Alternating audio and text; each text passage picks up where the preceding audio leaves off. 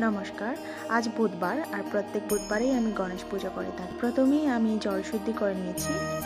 गंगे च यमुने चैव गोदावरी सरस्वती नमोर्दे सिंधु कावेरी जलेस्मित सन्निधिं कुरु।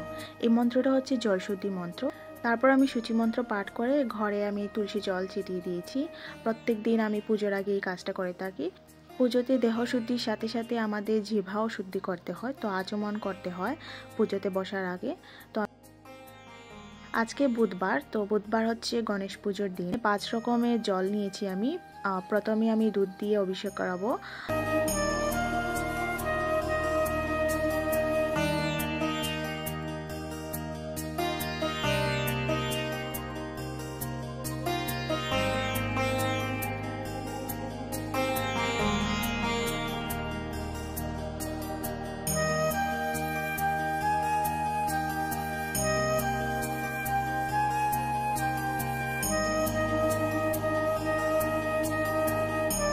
আর সিদ্ধি, এনারা দুইজন থাকেন। এবার আমি বস্ত্র হিসেবে আমি লাল রঙের সুতো ভগবানকে দান করি। তারপর হচ্ছে পৈতা, যেটা গণেশ পরেন।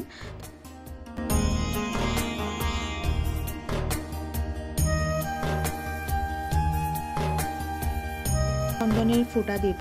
ভগবান গণেশকে চন্দনের তিলক দেওয়া হয়, কারণ উনি হচ্ছে শান্তির প্রতীক। ভগবান গণেশকে শান্তির প্রতীকের কারণে হচ্ছে তোমার চন্দন, সিঁদুর আর হচ্ছে ভগবানকে হলুদের ফোঁটা দিতে হয়।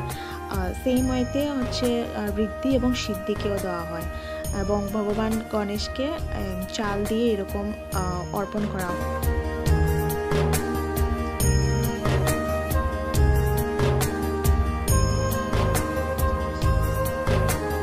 গণেশকে 21টা দুর্বা লাল রঙের সুতা দিয়ে বেঁধে ওটা ভগবান গণেশকে নিবেদন করা হয়। তো আমি প্রত্যেক বুধবারে চেষ্টা করি 21টা দুর্বা ভগবান গণেশকে এইভাবে দেওয়ার। এবার হচ্ছে ভগবানের গড় বসাবো। গড়ের নিচে আমি চাল দিয়ে তারপর ভগবান গণেশের গড় বসানো।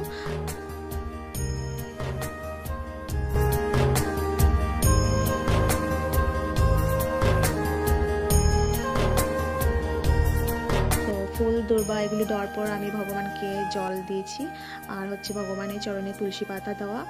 আমার তো ভালোই লাগে এগুলো পুজো দিতে। জানি না ভগবানের কৃপা এগুলো, কারণ ভগবানের কৃপা না থাকলে এইরকম সেবা দেওয়ার সুযোগও কিন্তু আমি পেতাম না। তো প্রত্যেকটা প্রসাদের ওপর আমি দিয়েছি। আর গণেশের প্রসাদে তুলসী পাতা দিতে নিই। গণেশ পূজার কোনো কাজেই তুলসী পাতা ব্যবহার হয় না। তো এখানে আমি তুলা দিয়ে আমি একটা প্রদীপ তৈরি করছি ঘি দিয়ে। তো আমাকে পাশ থেকে মা বারণ করছে ভিডিও না করতে, কারণ মা এগুলো একদম পছন্দ করেন। ওম একদম তং মহাকায়ম লম্বোদর গজাননম ওম শ্রী গণেশায় নমঃ, ওম শ্রী গণেশায় নমঃ, ওম শ্রী গণেশায়